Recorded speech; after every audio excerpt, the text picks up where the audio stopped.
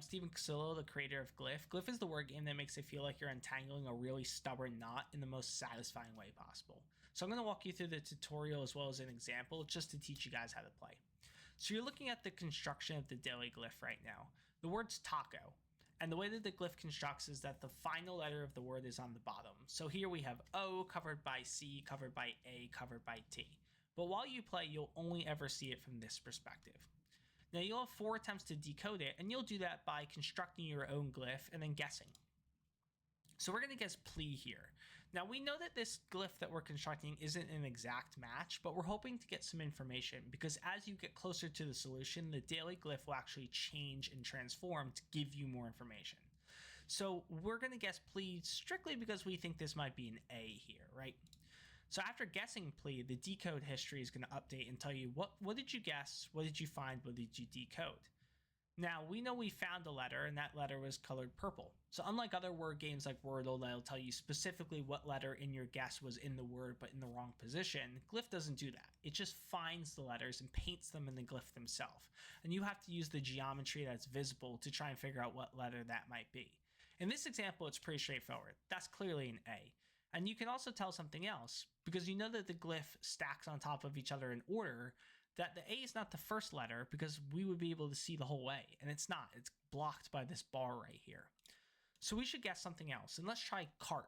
We might want to guess cart because we think that there's a T in it, we think that this curvature over here might be a C, and it might give us some more information as the glyph simplifies.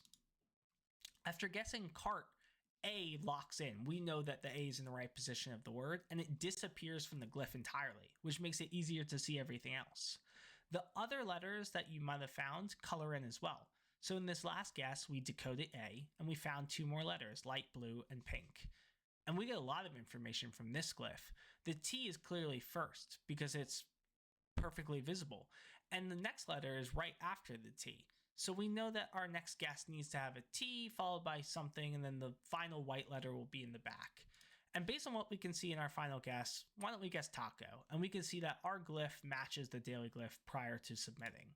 So after submitting, it'll lock in, and you're good to go. So let's actually play one. So a glyph appears every day of the week, and they get harder as the week progresses, with Sunday being the hardest.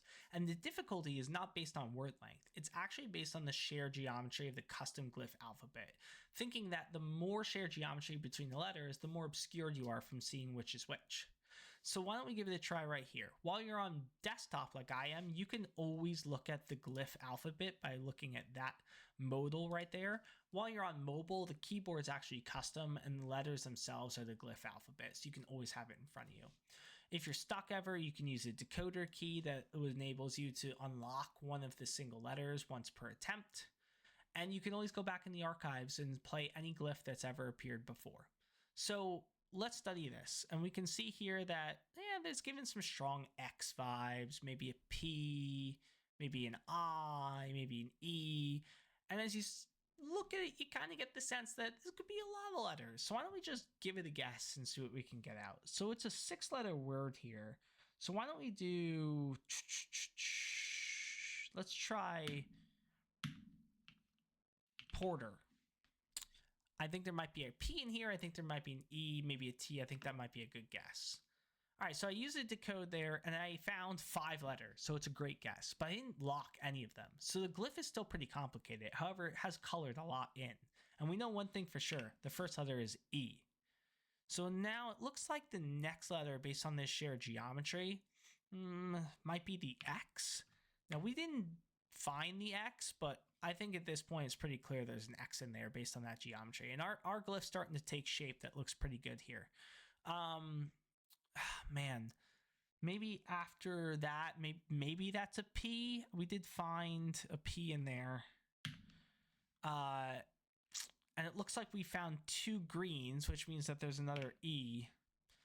And then let's look at that word and let's say expend, maybe?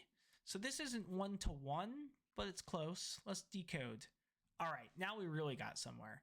So we locked in 4 letters. The glyph really simplified. And now I think it's pretty obvious what we have here. We've got the final 2 found. We decoded 4. This is expert. So the R is on top of the T.